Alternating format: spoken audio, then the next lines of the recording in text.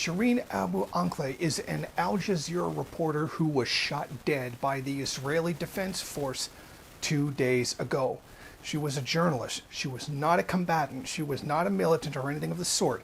She was in the occupied West Bank, and that's where she was killed, according to the Palestinian Authority. Abu Akleh was killed on Wednesday as she was performing her duties as a journalist for Al Jazeera Arabic. She had been exposing the Israeli army raids in the city of Jenin in the northern occupied West Bank. She was rushed to a local hospital where she was pronounced dead just after 7:15 a.m. Abu Akleh was a journalist. She was wearing a press vest, one of those body armor type outfits with the giant words press across the front of them, the ones that are illegal to kill. Now, one other Al Jazeera journalist was injured in the incident, Ali al-Samoudi, who was wounded by a bullet in the back at the scene, but he is listed in critical but stable condition. According to Al Jazeera, the head of the medicine department of the Al-Najd University in Nablus confirmed that Abu Akleh was shot in the head. He said that her body was transferred for an autopsy based on an order from the public prosecution. Abu Akleh's body was carried out of the university, coated in a Palestinian flag, after which she will be taken to the Jazeera hospital in Ramallah. An official funeral will be held for her the following day at the Palestinian presidency headquarters in Ramallah. The excuse being given for the murder is the allegation that Palestinian fighters were in the area when the journalists were shot. However, multiple media sources who were present at the time confirmed that there was no such fighters present. Al-Samoudi described the situation. "We were going to film the Israeli army operation and suddenly they shot us without asking us to leave or stop filming. The first bullet hit me, the second bullet hit Shireen. There was no Palestinian military resistance at all on the scene." Shatha Han Aisha, a local journalist who was standing next to Abu Akleh when she was shot, also told Al Jazeera that there had been no confrontations between Palestinian fighters and the Israeli army.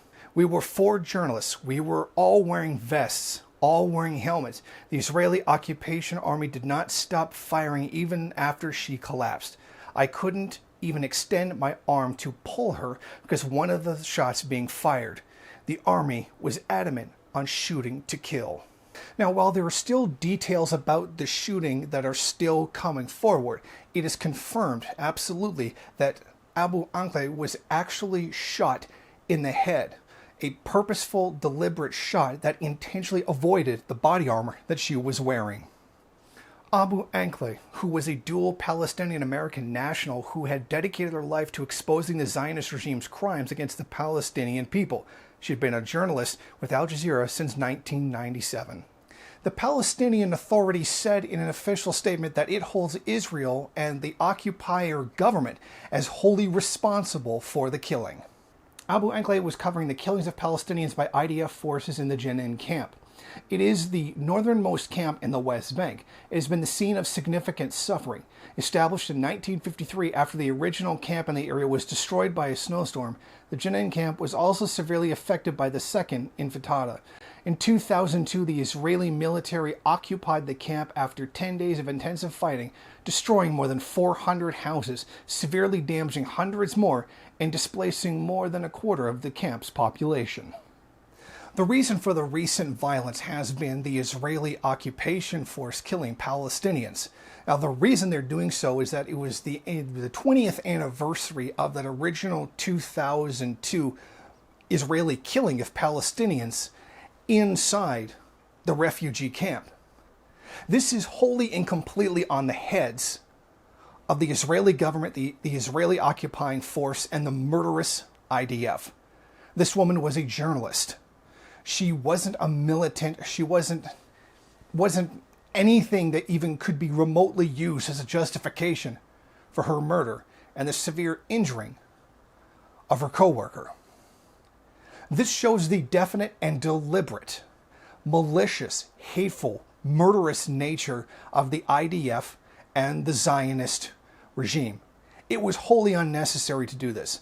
The whole point was to silence any criticism of the way the Israeli government treats Palestinians. And that's exactly what she and her partner were there for, to cover the ongoing violence by the Israeli government. In this, it exposes the fear that Israel has of the world seeing the kind of violence that it carries out against Palestinians. Violence that it sees as fine, it's okay, because of their dehumanizing way that they see the Palestinian people, the people whose homes they stole, whose land they stole for their Zionist regime. And this should be on the front of every American newspaper, every American 24-hour cable news channel, etc. After all, she was an American national. These news organizations, Zionist-friendly organizations, because they carry out the interests of U.S. imperialism, don't they care when an American is killed? But they're going to look the other way if the Israeli occupation kills another one. The same way they looked the other way when Rachel Corrie was killed by a bulldozer for protesting the demolition of Palestinian homes. This is just one more in a very long succession of crimes committed by the Israeli government. And it is hopeful that someday the people who commit these crimes will finally be held responsible.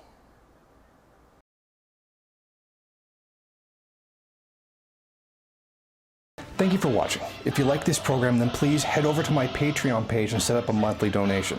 It's your donations that keep this program running. Also, if you would like, please rate, comment, subscribe, and share in various social media.